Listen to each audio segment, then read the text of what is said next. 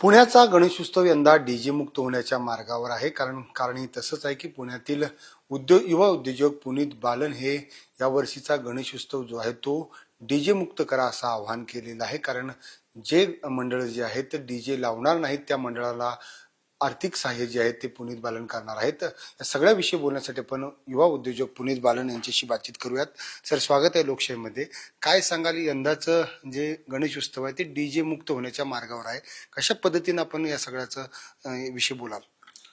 नाही, अनेक वर्षांपासून पुण्यातला हा गणेशोत्सव, हा वैभवशाली गणेशोत्सव, मूल हा गणेशोत्सव का सुरू झाला, सार्वजनिक गणेशोत्सवाची सुरुवात कशी झाली?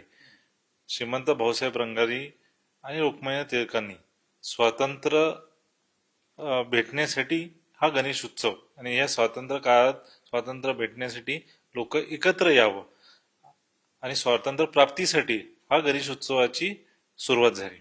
त्याच्यानंतर आपण पाहिलं तर हा उत्सव लोकांना एकत्र आणणं, त्याच्यात धार्मिकता, परंपरा आणि पावित्र्य असं करून लोकांनी हा उत्सव, गणेश उत्सव साजरा केला आणि आनंदाने केला आणि जल्लोषात.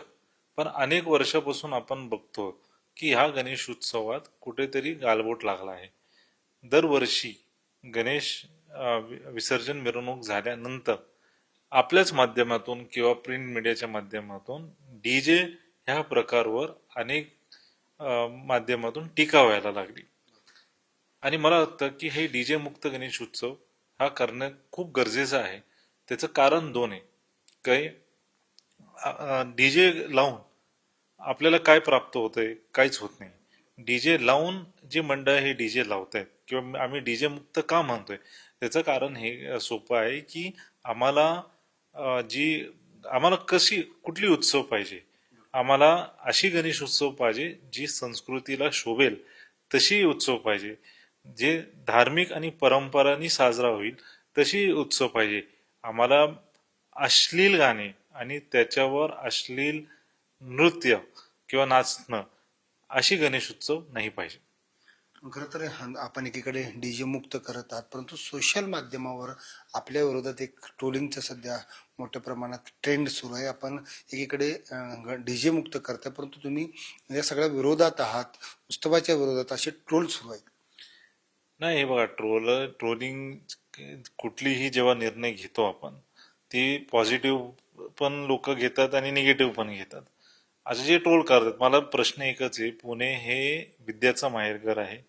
इथे संस्कृतीचं कला केंद्र ही आहे, राजधानी आहे, आणि इथे सुशिक्षित इंटेलेक्च्युअल लोक राहत आहेत. आज मला सांगा, आपण गणेश उत्सव का साजरा केला किंवा करतो? की सगळ्यांनी एकत्र यावं, त्याच्यात आनंद, सहभाग व्हावा, आनंद हो, जल्लोष हो. आज विसर्जन मिरवणुकीच्या आदल्या दिवशी स्पेशली जिथे पेठ एरिया आहे, लक्ष्मी रोड असेल, तिलक रोड असेल, कुमटेकर रोड असेल किंवा केलकर रस्ता असेल, ह्या रस्त्याचे राहणारे रहिवासी काय करतात? विसर्जन मिरवणुकीच्या 2 दिवस अगोदर पुणे शहर सोडून जातात आणि विसर्जन झाल्यावर येतात. का? कारण त्यांना हे डीजेचा त्रास हे नको. आज किती जण या डीजेच्या त्रास मधनं, किती जण, मी उदाहरण सांगू शकतो की अनेक जण हार्ट अटॅकने गेलेत त्या साऊंडच्या भीतीने, अनेक जण कानाचा त्रास झालाय त्यांना. जे आपले पोलीस या बंदोबस्त असतात ते सांगत नाही त्यांचा त्रास काय सांगत नाही. आज अनेक जण त्या पोलीस खात्यातूनच बहिरे झालेत.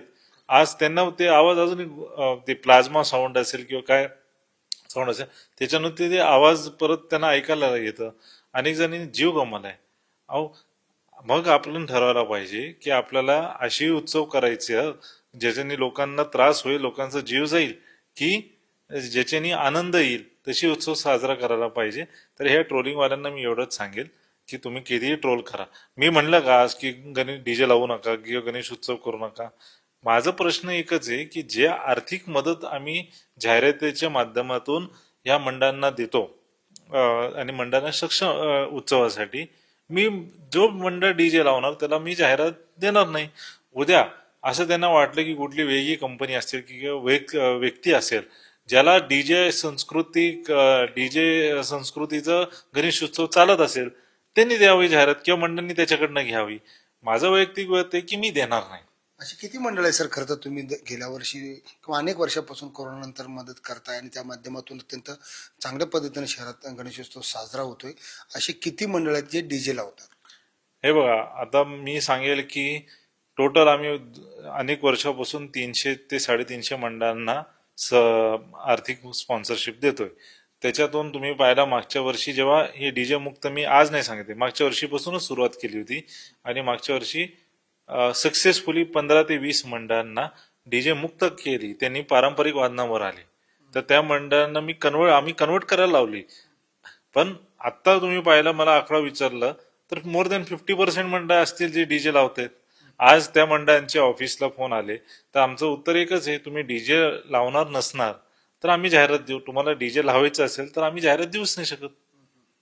खरं तर गेल्या वर्षी सर आपलं गणेशोत्सवाबरोबर दहीहंडीचाही मोठा उत्सव झाला होता. पुण्यातील अत्यंत देखणा दहीहंडीचा उत्सव शनिवारवाड्याच्या चौकामध्ये झाला होता. या वर्षीचं कसं नियोजन असणार आहे?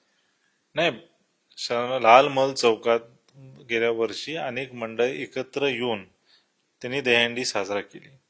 35 मंडळ एकत्र येऊन आपण सार्वजनिक दहीहंडी उत्सव केली. या वर्षी आता मला त्याच्यातून पण करावं लागणार की कुठले मंडळ डीजे लावतायत त्या मंडळांना सहभाग करूनच देणार नाही मी. जे मंडळ पारंपरिक वाद्य किंवा पारंपरिक प्रमाणे गणेश उत्सव साजरा करतात तेच मंडळ सहभाग होतील. आणि निश्चित, कारण हे पूर्ण मी जसं तुम्ही म्हणले की लोकांनी प्रश्न विचारले की दहीहंडी उत्सवाचं काय, तर मी आता ऑन रेकॉर्ड तुमच्या कॅमेऱ्यातून सांगेल की दहीहंडी उत्सव आम्ही करणारच आहे, आणि पण आम्ही पारंपरिक पद्धतीने आणि पारंपरिक वादनांनी दहीहंडी उत्सव करणार. आम्ही डीजे तिकडे पण लावणार नाही. दुसरी गोष्ट, जे लोक म्हणतात की डीजे पाहिजे आणि जाहिरात मुक्त गणेशोत्सव करा, मला सांगा, आज आम्ही कुठल्या मंडळाला जाहिरात दिली आणि त्या जाहिरातीतून जाहिरात लावणं ही आमची राईट आहे, कारण आम्ही त्या मंडळाला, ते मंडळ आणि आमच्या मधलं अंडरस्टँडिंग आहे. ठीक आहे, आम्ही जाहिरात लावली. आज जाहिरात लावल्याने माणसाला हार्ट अटॅक आली आहे का? नाही. माणूस बहिरा झाला आहे का? नाही.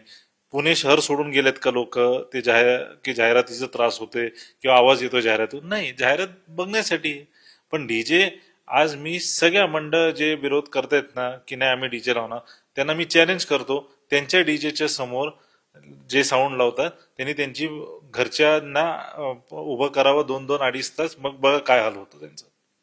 खरं तर आरोग्याच्या दृष्टिकोनातून जे आहेत शहरामध्ये डीजे मुक्त असलं पाहिजे असं आव्हान युवा उद्योजक पुनीत बालन केलेलं आहे. खरं तर लोकशाही या सगळ्या आव्हानाला पुन्हा एकदा आव्हान करते की प्रामाणिकपणे शहरामध्ये जे नागरिक राहतात त्यांच्या कानाला कोणताही त्रास होऊ नये, त्यांच्या आरोग्यावर कोणत्या पद्धतीचा असर पडू नये, या सगळ्यासाठी शहरामध्ये डीजे मुक्त या वर्षीचा गणेशोत्सव साजरा करूयात. लोकशाहीसाठी मी चंद्रशेखर भांगे, पुणे. लोकशाही मराठी ऐका, पहा, जागरूक रहा.